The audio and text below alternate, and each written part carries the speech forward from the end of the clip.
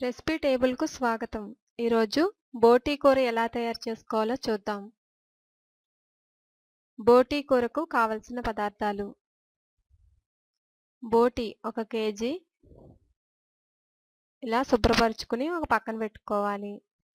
చింతపండు చిన్న సైజు నిమ్మకాయ బద్దంత, ఉల్లిపాయలు 3, పచ్చిమిరపకాయలు 5, ఆవాలు పావు టేబుల్ స్పూన్, జీలకర్ర పావు టేబుల్ స్పూన్, అల్లం వెల్లుల్లి పేస్ట్ 1 టేబుల్ స్పూన్, ధనియాల పొడి 1 టేబుల్ స్పూన్, పసుపు పావు టేబుల్ స్పూన్, కారం 4 టేబుల్ స్పూన్స్, ఉప్పు రుచికి సరిపడినంత,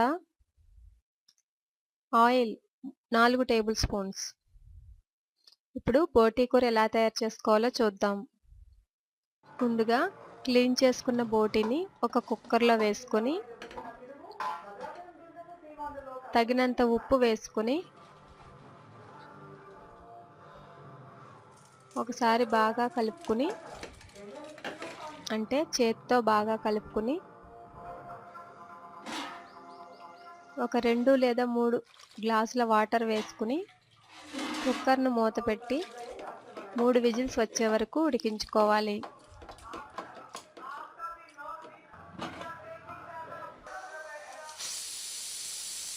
మూడు విజిల్స్ వచ్చిన తర్వాత స్టవ్ ఆఫ్ చేసుకుని కుక్కర్ మూత తీసుకోవాలి. ఇప్పుడు బోటీ కొంతవరకు ఉడికింది. ఇంకా బోటీలో వాటర్ ఉన్నాయి కదా, ఆ వాటర్తో పాటే అలా పక్కన పెట్టుకోవాలి. తర్వాత వేరొక బాండీలో ఆయిల్ వేసుకొని హీట్ అయిన తర్వాత ఆవాలు, జీలకర్ర వేసుకొని వేయించుకోవాలి. ఆవాలు చిటపటలాడిన తర్వాత తరిగిన ఉల్లిపాయ ముక్కల్ని వేసుకొని వేపుకోవాలి. ఉల్లిపాయలు ఒక 2-3 నిమిషాల పాటు వేగిన తర్వాత పచ్చిమిర్చిని కూడా వేసుకొని మరొక 2 నిమిషాల పాటు వేయించుకోవాలి. 2-3 నిమిషాలు పచ్చిమిరపకాయలు వేగిన తర్వాత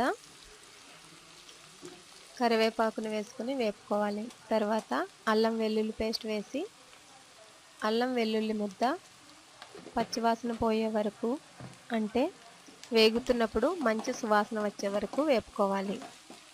అంటే 2-3 నిమిషాలు అన్నమాట.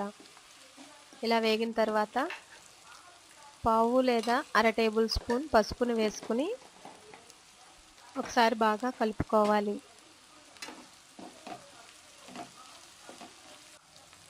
తర్వాత మనం ఉడికించి సిద్ధం చేసుకుని ఉంచుకున్న బోటీని బాండీలో వేసుకొని ఒకసారి బాగా గరిటెతో కలుపుకోవాలి.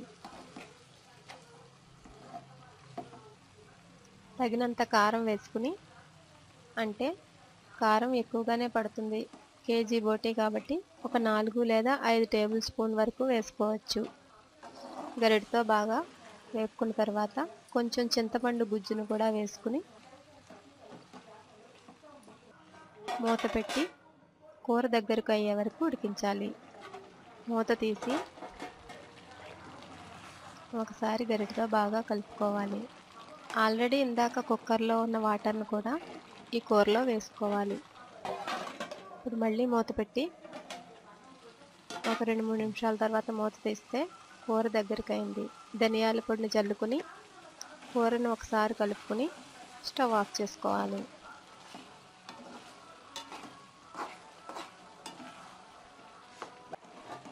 అంతే, బోటీ కూర రెడీ అయింది.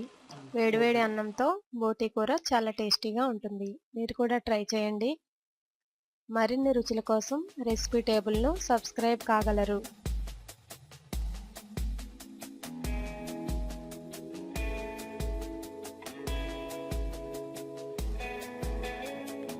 ధన్యవాదములు.